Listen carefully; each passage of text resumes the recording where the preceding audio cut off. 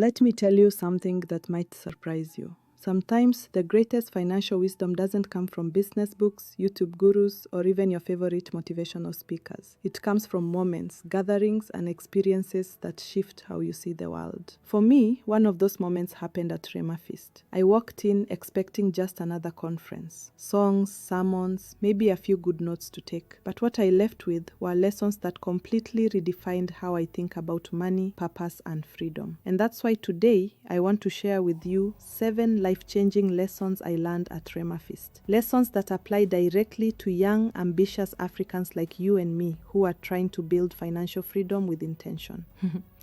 Now let's begin with lesson number 1. 1. Your environment shapes your finances more than you realize. I remember walking into the Rhema Feast venue that morning, and instantly the atmosphere was charged. People were expectant, hopeful, hungry for something bigger, and it hit me. Your environment either limits you or expands you. See, many of us are stuck in circles where everyone complains about the economy, about jobs, about how hii Kenya hakuna kazi, biashara ni ngumu. And guess what?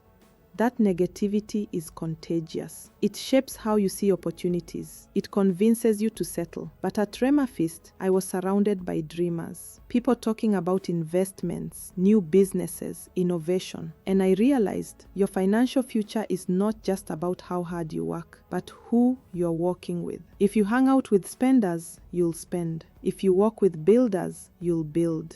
That single shift of environment can change everything. Now here's where it gets interesting. 2. Faith without a plan is just fantasy.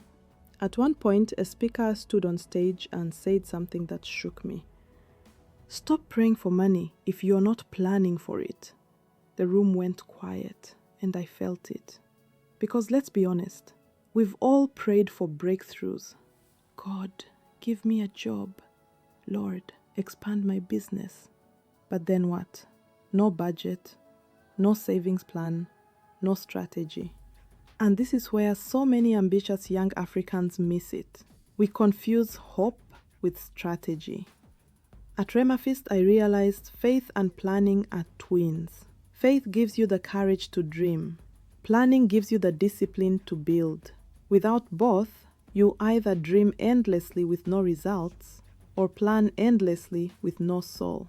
So now, when I pray for money, I also ask myself, what's my plan for managing it? Am I ready with a SACCO? Am I disciplined enough to save? Am I bold enough to invest? Because God can't multiply what you refuse to manage. 3. Generosity is a wealth strategy, not just a religious practice. Let me pause here and say, this one hurt me a bit. Because I've always thought of giving as something you do when you're comfortable. You know, once I've made it, then I'll give back. But at Rhema Feast, I saw young people giving sacrificially, not because they had excess, but because they understood a principle. Money is like water. If it doesn't flow, it stagnates. And generosity isn't just about donating in church. It's about helping a cousin with school fees, supporting your mama mboga, or mentoring someone for free. That act of releasing value creates networks, trust, and goodwill that money alone can't buy. I realized some doors open in life not because you're the smartest, but because someone remembers your generosity. Some investors back you not because your idea is flawless, but because they trust your heart. The world calls it networking, but the principle is the same. When you give, you position yourself to receive. 4. Debt isn't evil, but ignorance about debt is. Let me be real. Before Rhema Feast, I had this mindset. All debt is bad. Maybe you've heard that too. Usikopeshewe. Debt will enslave you. And yes, bad debt, like borrowing to impress, borrowing for luxuries, borrowing without a plan, is poison. But at Rhema Feast, someone explained something powerful. Debt is a tool. And like any tool, it can either build or destroy depending on how you use it. Think about it. Farmers borrow to buy seed. Businesses borrow to expand. Even governments borrow to fund projects. The difference is strategy. If you take a loan for a car to show off, you're trapped. If you take a loan to buy land or invest in a business with cash flow, you're building. The problem is, most of us never learned how to differentiate between consumer debt and productive debt. And that ignorance keeps us afraid, or worse, reckless. At Rhema Feast, I left with a new perspective. Don't fear debt. Fear the ignorance of entering debt without a repayment plan. 5. Discipline beats motivation every single time. This one cut deep. Because let's be honest, motivation feels amazing. That conference high, that song that makes you want to conquer the world, that quote you save on Instagram. But the truth is, motivation fades. Rhema Feast ended and the music stopped. And I had to ask myself, now what? That's when it hit me. Discipline is the bridge between inspiration and transformation. Anyone can feel motivated to start saving, but discipline is what makes you say no to that Friday night out so you can keep your 5,000 Kenya shillings intact. Anyone can feel motivated to start a side hustle, but discipline is what makes you wake up early every morning and actually work on it. And here's the kicker. Discipline doesn't feel good in the moment. It feels boring, painful, even lonely. But that's exactly why it works. Motivation gets you started, discipline keeps you going, and that consistency compounds into wealth. Quick pause. Before I share lesson 6, let me just pause and say, if this video is helping you shift how you think about money and life, hit that subscribe button. It fuels this channel and keeps it 100% value driven. Asante sana.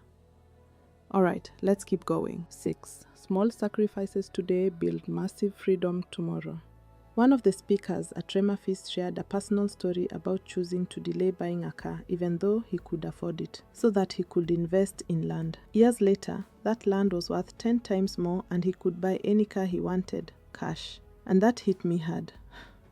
Because in our culture, there's this pressure to look successful, to upgrade your phone every year, to wear the latest designer, to host that big Rura show everyone talks about. But here's the truth. Wealth is not about what you show. It's about what you build. At Rhema Feast, I learned that sacrifice isn't punishment. It's investment. Skipping one vacation so you can buy a plot. Delaying that car so you can grow your side hustle. Cooking at home instead of eating out daily so you can put money in your circle. Those small sacrifices may not look glamorous now, but 10 years down the line, they translate into freedom. The freedom to choose how you live, where you work, and what opportunities your children inherit.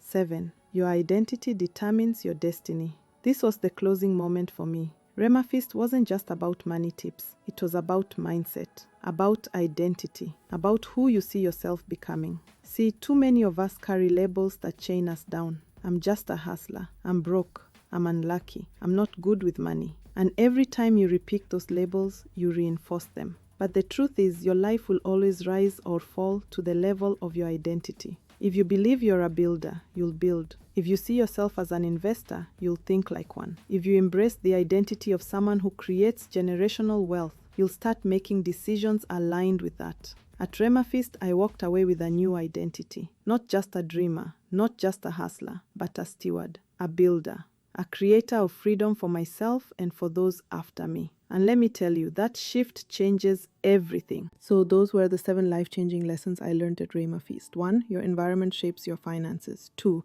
Faith without a plan is just fantasy. 3. Generosity is a wealth strategy. 4.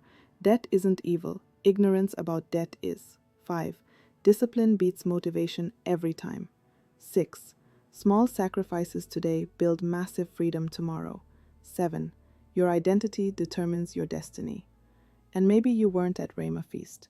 Maybe you've never even heard of it until today. But these lessons apply to you, right now, right where you are. Because at the end of the day, financial freedom is not about hype. It's not about quick money schemes. It's not even about luck. It's about clarity, strategy, and consistency.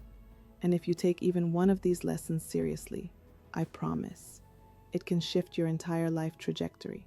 So, here's my challenge to you. Which of these 7 lessons do you need to apply this